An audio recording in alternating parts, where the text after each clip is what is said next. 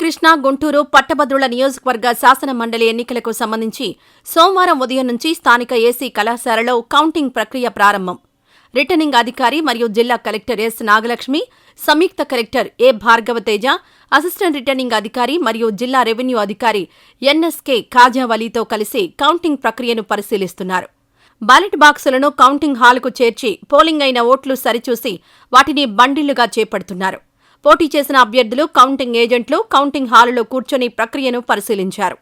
ఈ వీడియో నచ్చితే లైక్ చేయండి. అలాగే మా ఛానల్ ని ఫస్ట్ టైం కనుక చూస్తున్నట్టయితే ఇప్పుడే సబ్స్క్రైబ్ చేసుకుని పక్కనే ఉన్న గంట సింబల్ ని యాక్టివేట్ చేసుకోండి. అప్పుడే మేము పెట్టే ప్రతి వీడియో మీకు నోటిఫికేషన్ గా వస్తుంది. అలాగే ఈ వీడియో పూర్తిగా చూసినందుకు ధన్యవాదాలు.